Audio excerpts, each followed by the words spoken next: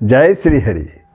प्रभु आप सब श्रीमद् भगवत गीता के 18वें अध्याय के श्लोकों का श्रवण कर रहे हैं।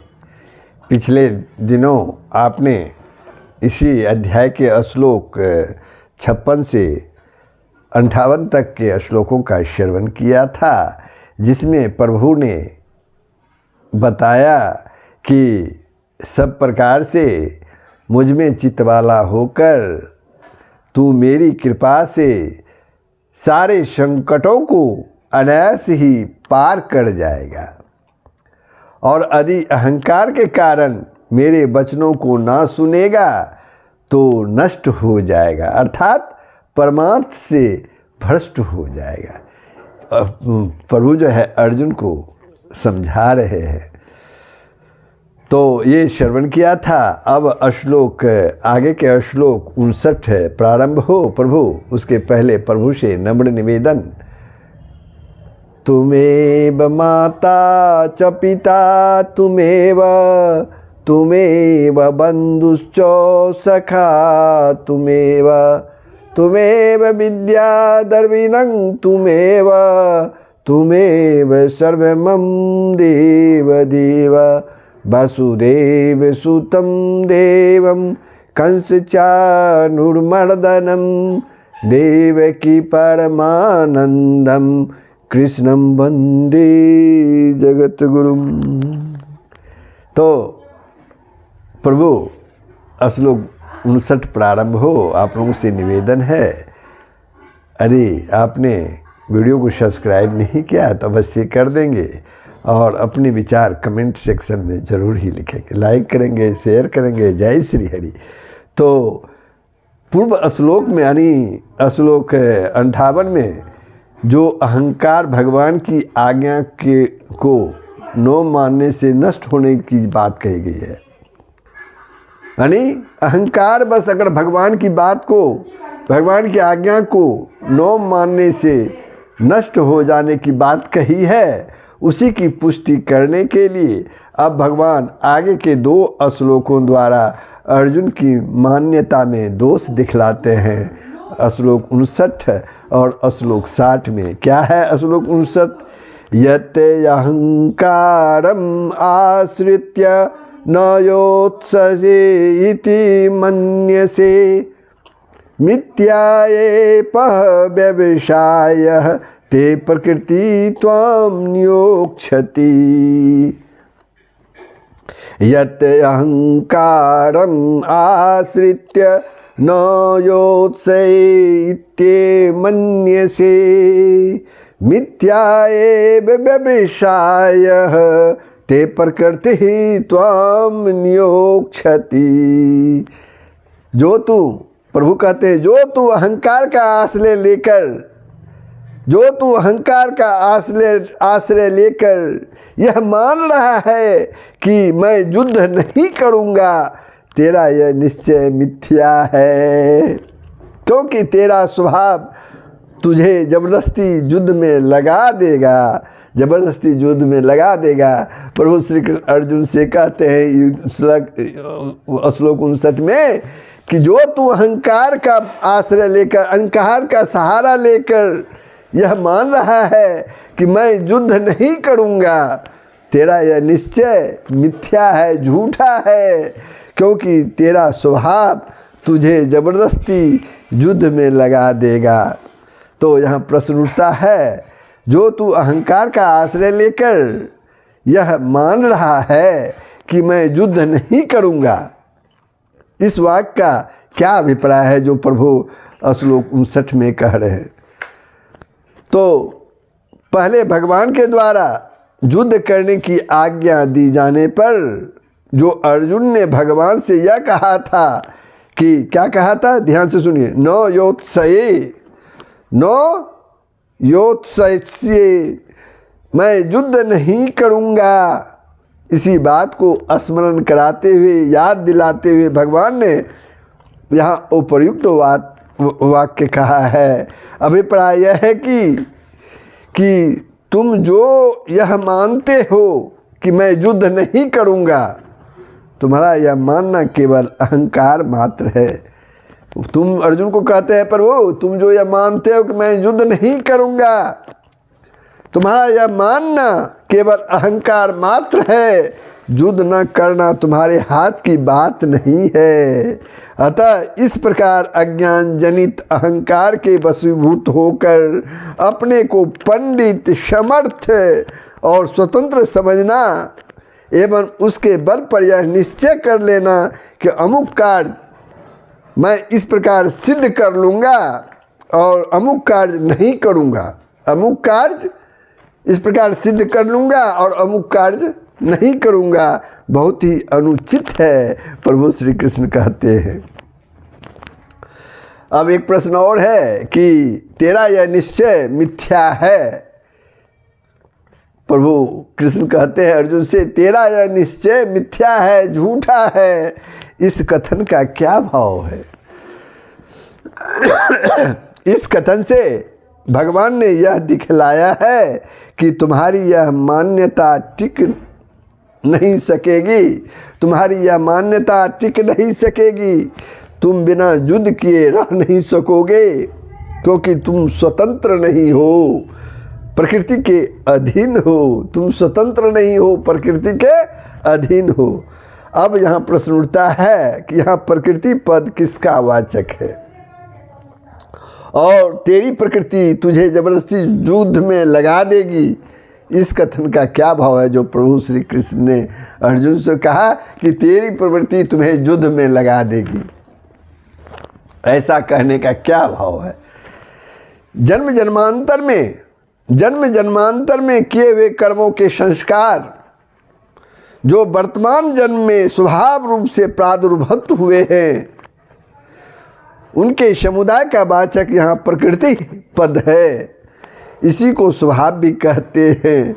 इस स्वभाव के अनुसार ही मनुष्य का अलग अलग कर्मों के अधिकारी समुदाय में जन्म होता है और उस स्वभाव के अनुसार ही अलग अलग मनुष्यों की अलग अलग कर्मों में प्रवृत्ति हुआ करती है। अतएव वहाँ उपयुक्त वाक्य से भगवान ने यह दिखलाया है कि जिस स्वभाव के कारण तुम्हारा क्षत्रिय कुल में जन्म हुआ है, भगवान ने क्या दिखलाया, जिस स्वभाव के कारण तुम्हारा क्षत्रिय कुल में जन्म हुआ है वह स्वभाव तुम्हारी इच्छा न रहने पर भी तुमको जबरदस्ती युद्ध में लगा देगी, युद्ध में प्रवृत्त कर देगी।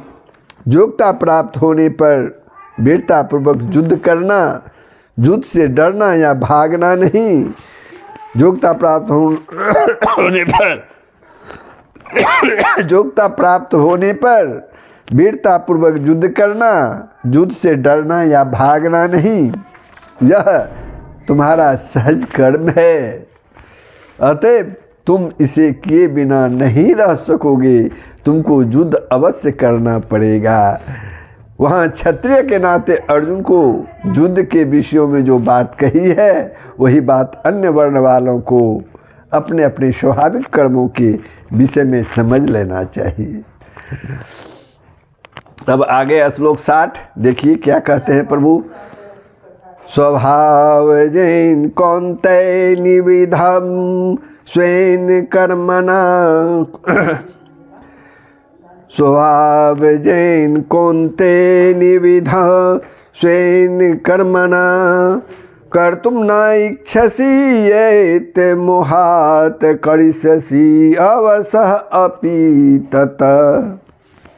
हे कुंती पुत्र, प्रभु श्री कृष्ण कहते हैं इस श्लोक में, हे कुंती पुत्र, जिस कर्म को तू मोह के कारण करना नहीं चाहता, हे कुंती पुत्र, जिस कर्म को तुम मोह के कारण करना नहीं चाहता उसको भी अपने पूर्वकृत स्वाभाविक कर्म से बंधा हुआ परवश होकर तू करेगा। प्रभु श्री कृष्ण कहते हैं अर्जुन से। अब यहाँ प्रश्न उठता है, जिस कर्म को तू मोह के कारण करना नहीं चाहता, अर्जुन को तो मोह हो गया सामने में तो जितने भी हमारे सगा संबंधी हैं तो मैं युद्ध कैसे करूं। तो वही प्रभु कहते हैं, जिस कर्म को तू मोह के कारण करना नहीं चाहता, यानी युद्ध करना नहीं चाहता, इस कथन का यहाँ क्या भाव है। इस कथन में भगवान ने दिखलाया है कि तुम क्षत्रिय हो, युद्ध करना तुम्हारा स्वाभाविक धर्म है। तुम क्षत्रिय हो और युद्ध करना तुम्हारा स्वाभाविक धर्म है। अतएव वह तुम्हारे लिए पाप कर्म नहीं है, वह तुम्हारे लिए पाप कर्म नहीं है। इसलिए उसे न करने की इच्छा करना किसी भी प्रकार से ही उचित नहीं है। इस पर भी जो तुम न्याय से प्राप्त युद्ध रूप सहज कर्म को करना नहीं चाहते हो, इसमें केवल मात्र तुम्हारा अविवेक ही कारण है, हेतु है, दूसरा कोई युक्ति युक्त कारण नहीं है। अब एक प्रश्न और भी है कि उसको भी तू अपने स्वाभाविक कर्मों से बंधा हुआ परवश होकर करेगा। इस कथन का क्या भाव है? क्या है प्रश्न? उसको भी तू स्वाभाविक कर्मों से बंधा हुआ परवश होकर करेगा। इस कथन का क्या भाव है?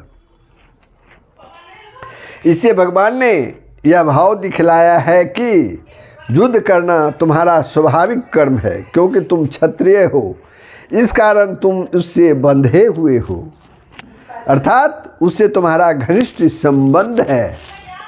इसलिए तुम्हारी इच्छा न रहने पर भी वह तुमको बलात्, तुमको ज़बरदस्ती अपनी ओर आकर्षित कर लेगा और तुम्हें अपने स्वभाव के बस में होकर उसे करना ही पड़ेगा। इसलिए यदि मेरी आज्ञा के अनुसार अर्थात 57वें श्लोक में बतलाई हुई विधि के अनुसार उसे करोगे तो कर्म बंधन से मुक्त होकर मुझे प्राप्त हो जाओगे। नहीं तो राग द्वेष के जाल में फंसकर जन्म मृत्यु रूप संसार सागर में गोते लगाते रहोगे। जिस प्रकार नदी के प्रवाह में, नदी की धारा में बहता हुआ मनुष्य उस प्रवाह का सामना करके, उस धारा का सामना करके नदी के पार नहीं जा सकता, वरना अपना नाश कर लेता है, और जो किसी नौका या काठ का आश्रय लेकर या तैरने की कला से जल के ऊपर तैरता रहकर उस प्रवाह के अनुकूल चलता है, वह किनारे लगकर उसको पार कर जाता है। उसी प्रकार प्रकृति के प्रभाव में पड़ा हुआ जो मनुष्य प्रकृति का सामना करता है, यानी हठ से कर्तव्य कर्मों का त्याग कर देता है, वह प्रकृति से पार नहीं हो सकता, वरन उसमें अधिक फंसता जाता है।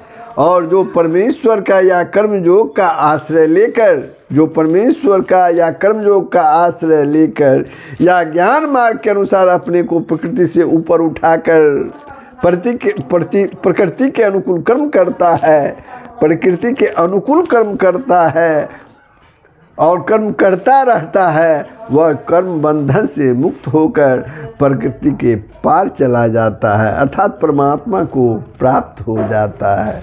इस प्रकार इस श्लोक में प्रभु ने कुंती पुत्र अर्जुन को, कर्म को तू मोह का कारण नहीं चाहता, उसको भी अपने पूर्वकृत स्वाभाविक कर्म से बंधा हुआ समझकर परवश होकर तुम करेगा, क्योंकि तुम क्षत्रिय है और क्षत्रिय का स्वभाव भी है युद्ध करना, क्षत्रिय का कर्म ही है, वर्ण के अनुसार कर्म ही है युद्ध करना। तुम इससे अलग नहीं हो सकते, तुमको ये करना ही पड़ेगा। तो इस प्रकार श्लोक 60 पर मैं विश्राम लेता हूँ। प्रभु आगे के प्रसंग जो है अशोक 61 जो है वो आगे श्रवण करेंगे। लेकिन ये प्रसंग कैसा लगा कि प्रभु ने कहा कि अब वर्ण के अनुसार स्वभाव कर्म जो है वो करना ही पड़ता है। तो ये प्रसंग कैसा लगा कमेंट के माध्यम से अवश्य बताएंगे। साथ ही वीडियो को सब्सक्राइब कर देंगे, शेयर करेंगे, लाइक करेंगे। जय श्री हरि, सबका कल्याण हो, पूरे विश्व का कल्याण हो। जय श्री हरि, जय श्री हरि, राधे राधे, जय श्री हरि।